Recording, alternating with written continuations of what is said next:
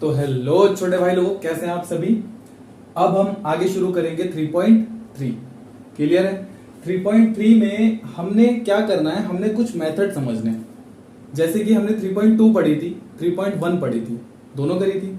उन दोनों में हमने ये समझा कि भाई जो पेयर ऑफ लीनियर इक्वेशन होते हैं उसमें जो उसके इंटरसेक्टिंग पॉइंट्स होते हैं, देखो 3 कंडीशन थी 3 लाइंस की। फर्स्ट कंडीशन क्या थी, इंटरसेक्टिंग लाइंस। सेकेंड कोइंसिडेंट कह सकते हो, या फिर थर्ड हमारी क्या थी, पैरेलल। ये तीनों लाइंस थी और इनमें हमें कुछ पॉइंट्स बनाने। जैसे इंटरसेक्टिंग लाइंस थी तो इंटरसेक्टिंग लाइंस में एक जगह पर इंटरसेक्ट करेंगे वो लाइंस, और उस लाइन के पॉइंट्स हम कैसे निकालते थे। जैसे कि यहाँ पर कुछ भी सपोज करो, जैसे यहाँ पर 2,3 आ गया, ठीक है, या फिर 5,4 आ गया, तो ये पॉइंट्स तो हम ग्राफिकली आसानी से निकाल सकते हैं, कोई प्रॉब्लम नहीं है। तो हम ग्राफ से आसानी से कर सकते हैं, मैंने करके बताया भी है, कोई प्रॉब्लम नहीं है। लेकिन कंडीशन क्या है कि भाई अगर ये ऐसे है तब तो हम कर लेंगे, लेकिन कन्वीनियंस हमें कब होगी, अजीब करने में जो कठिन कब लगेगा, जब पॉइंट अगर ऐसे हो 1/4 1/2।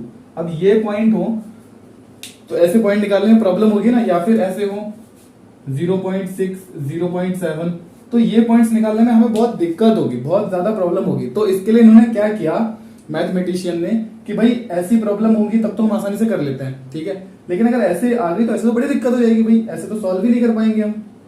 करेंगे कैसे, कहां पे तुम ग्राफ में बनाओगे, कहां पॉइंट मेजर करोगे, फिर जाके ये सब चीजें दिखाओगे। तो इसके लिए उन्होंने क्या किया, उन्होंने इसके कुछ ग्राफिकली मेथड को हटा के उन्होंने एल्जेब्रिकली मेथड यूज किए। क्या था, algebraic method to solve the pair of linear equation. जो पेयर ऑफ लीनियर इक्वेशन है उनको हम ग्राफिकली के अलावा भी किससे कर सकते हैं, एल्जेब्रिक मेथड से कर सकते हैं। ये उन्होंने बताया। उन्होंने ये बताया कि सबसे पहला मेथड क्या होगा हमारा, सब्स्टिट्यूशन मेथड। देखो 3 मेथड्स हैं, एक है सब्स्टिट्यूशन, फिर है एलिमिनेशन मेथड, और फिर है क्रॉस मल्टीप्लिकेशन मेथड। देखो सब्स्टिट्यूशन मेथड पे एक एक्सरसाइज है, एलिमिनेशन पर एक एक्सरसाइज है, और उसी तरीके से क्रॉस मल्टीप्लिकेशन पर भी एक एक्सरसाइज है। क्लियर हो रही है चीजें। और लास्ट जो एक्सरसाइज है 3.6 से 3.5 है, उसमें हमें बस लीनियर इक्वेशन को सॉल्व करना है एल्जेब्रिकली। तो किसी भी मेथड से हम कर सकते हैं। अगर क्वेश्चन में खुद कहता है कि solve this pair of linear equation by substitution method, तो हमें उसी मेथड से करना पड़ेगा। या फिर वो कहता है कि भाई एलिमिनेशन मेथड से करो, तो उससे करना पड़ेगा। क्रॉस मल्टीप्लिकेशन से कहता है तो हमें उससे करना पड़ेगा। लेकिन अगर क्वेश्चन में ओनली इतना कहता है solve this pair of linear equation, बस, तो उसको हम सब्स्टिट्यूशन से भी कर सकते हैं, एलिमिनेशन से भी कर सकते हैं, और क्रॉस मल्टीप्लिकेशन से भी कर सकते हैं। हम क्या पढ़ रहे हैं, हम पढ़ रहे हैं 3.3। तो 3.3 में ओनली सब्स्टिट्यूशन मेथड है और कुछ भी नहीं है, ठीक है। इस वीडियो में मैं तुम्हें सिर्फ कॉन्सेप्ट समझाऊंगा, किस तरीके से सब्स्टिट्यूशन मेथड को हम सॉल्व करते हैं, इसका यूज किस तरीके से किया जाता है। अगली वीडियो में 3.3 के हम क्वेश्चंस कर लेंगे, कोई प्रॉब्लम नहीं है, ठीक है। आओ वापस यहाँ पे, substitution method. We shall explain the method of substitution by taking example. तो हमने क्या किया, एग्जांपल्स ले लिए, और एग्जांपल से हम क्या कर रहे हैं, समझने की कोशिश कर रहे हैं। हमने दो linear pair of linear equation लिए, कोई प्रॉब्लम नहीं है इसमें। फर्स्ट स्टेप में जो फर्स्ट स्टेप होगा, फर्स्ट स्टेप में हम क्या करेंगे, इन दोनों इक्वेशन में से कोई भी, इन दोनों में से इक्वेशन में से हम एक इक्वेशन में x की या y की वैल्यू किसी की भी निकाल देंगे, ठीक है। फर्स्ट वी फाइंड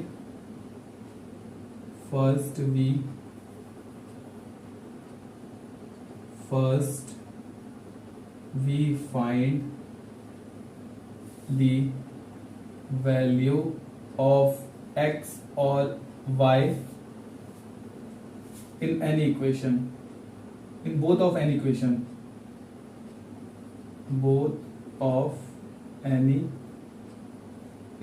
इन दोनों में से हम किसी भी इक्वेशन में से क्या कर सकते हैं कि भाई किसी की भी x की या y की वैल्यू निकाल दो। हमें कौन सा इजी लगेगा, देखो इसको करेंगे तो ये थोड़ा टफ पड़ेगा ना, थोड़ा टफ। इसको जब करेंगे तो ये इजी हो जाएगा, ठीक है। वही बात याद है ना, बड़ा भाई, छोटा भाई, सौतेला भाई, सगा भाई। तो x plus 2y is equals to 3, तो x इज इक्वल्स टू क्या हो जाएगा, 3 माइनस 2y। क्लियर है, कोई प्रॉब्लम नहीं है। हमने क्या किया, यहां से x की वैल्यू निकाल दी, सब्स्टिट्यूट कर दी। We substitute the value of x in equation first, ठीक है। हम क्या कर रहे हैं, x की वैल्यू हमने 2 से निकाले तो वापस उसी में थोड़ा रखेंगे, जिसमें से निकालोगे उसी में थोड़ा रख दोगे वापस वैल्यू। हम जिस इक्वेशन में से निकालेंगे उसकी नेक्स्ट दूसरी इक्वेशन में हम वैल्यू रखेंगे।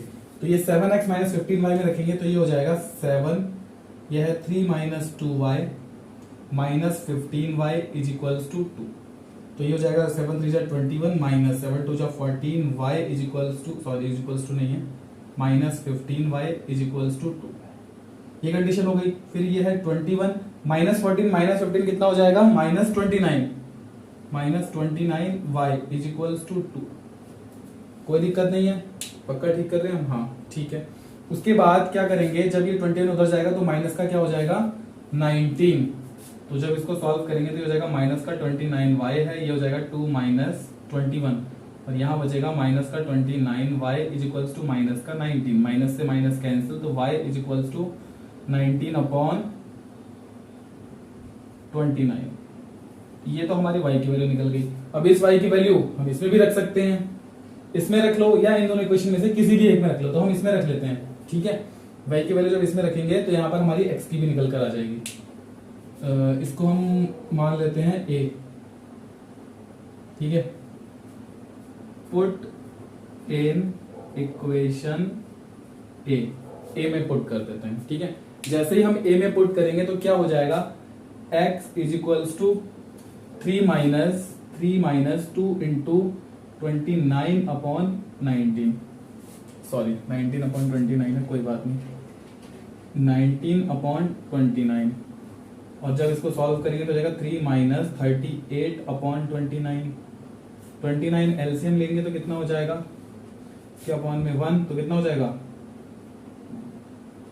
87 माइनस 38 और x इज इक्वल्स टू यहां से कितना आ जाएगा 9, 7 में 3 जाएगा 4 अपॉन 29, तो 49 अपॉन 29 x की वैल्यू भी आ गई। अब कई बार ऐसा भी होगा कि भाई हमने सॉल्व किया, ठीक है, सॉल्व तो कर दिया, कंफर्म कैसे करें कि भाई ये ठीक है या नहीं है। तो उसके लिए क्या करेंगे, x और y की वैल्यू इन दोनों इक्वेशन में से किसी भी एक इक्वेशन में रखो, इन दोनों की वैल्यू इन दोनों इक्वेशन में से किसी भी एक इक्वेशन में रखो। राइट हैंड साइड आ जानी चाहिए, लेफ्ट हैंड साइड को अगर हम सॉल्व करें तो राइट हैंड साइड आ जानी चाहिए। देखो मैं यहाँ पर कर रहा हूँ, यहाँ पर मैं करके दिखा रहा हूँ, देखो खिचड़ी तो नहीं लग रही ना, देखो प्रॉपर जिस हिसाब से किया है, वीडियो को देख रहे होगे तब तो समझ में आ रहा होगा, स्किप कर रहे होगे तो सब कुछ गड़बड़ लगेगी। तो ये x है, x हमारा कितना है 49 अपॉन 29, ठीक है। फिर प्लस 2 इंटू वाई 19 अपॉन 29। जब इसको सॉल्व करेंगे तो ये हो जाएगा 49 अपॉन 29, तो सेम ये कितना हो जाएगा 38 अपॉन 29, ठीक है भाई। और जब इसको आगे सॉल्व करेंगे तो 29 एलसीएम, ये हो जाएगा 49 प्लस 38, कितना हो जाएगा ये 87 अपॉन 29। और 29 को अगर हम 3 टाइम्स करते हैं तो कितना आता है 87, ठीक है भाई। तो इस तरीके से क्या हुआ, हमें कंफर्म हो गया कि भाई जो x और y की वैल्यू आई है वो कंफर्म यही है और कुछ भी नहीं है। मैंने इस इक्वेशन में रखा है, तुम इस इक्वेशन में भी रख के देख सकते हो, उसमें कुछ अलग नहीं आएगा, आएगा वही आंसर, चेंज कुछ नहीं होने वाला है। तो सब्स्टिट्यूशन मेथड में हम करते क्या है, दोनों इक्वेशन में से किसी भी एक इक्वेशन को पकड़ लो, उस इक्वेशन में से x की या y की किसी भी एक की वैल्यू निकाल लो। उस वैल्यू को निकाल के जिस इक्वेशन से हमने निकाली है उस इक्वेशन में नहीं रखेंगे, जिस इक्वेशन से हमने निकाली है उसकी नेक्स्ट दूसरी इक्वेशन में हम उसकी वैल्यू को रखेंगे। जब उस वैल्यू को रखेंगे तो वहां से x की या y की किसी एक की वैल्यू आएगी, जैसे कि इसमें y की वैल्यू आई, मैंने क्या किया x की वैल्यू निकाली सेकंड इक्वेशन से, x की वैल्यू जब निकाली तो फर्स्ट में रखी तो y की वैल्यू क्लियर आ गई। अब इस y की वैल्यू तुम किसी में भी रख सकते हो, जो बनाई है उससे भी और जो ऑलरेडी पहले से है उसमें भी, उसमें कोई दिक्कत नहीं है, ठीक है। जब हम इसकी वैल्यू रखेंगे तो यहाँ से x भी निकल कर आ जाएगा। कंफर्म कैसे करना है, उन दोनों इक्वेशन में से किसी में भी x की या y की वैल्यू रख दो, जो वैल्यू राइट हैंड साइड की आ जाएगी क्लियर, वही हमारा आंसर होगा। इसका मतलब x और y की वैल्यू कंफर्मेशन वही होगी और दूसरी नहीं हो सकती। क्लियर है, सब्स्टिट्यूशन मेथड अच्छे समझ में आ गया होगा, प्रॉपर तरीके से, कोई दिक्कत नहीं होगी। अगली वीडियो में हम 3.3 के क्वेश्चंस को करेंगे, ठीक है। कॉन्सेप्ट जिसको समझ में नहीं आया दोबारा से वीडियो को देखो, और उसके बाद ही समझ में नहीं आता तो मुझे कमेंट करके बताओ, और वीडियो को लाइक शेयर और सब्सक्राइब जरूर करें, ये करना ना भूलें अगर वीडियो अच्छी लग रही है तो। मिलते हैं अगली वीडियो में 3.3 के क्वेश्चंस के साथ।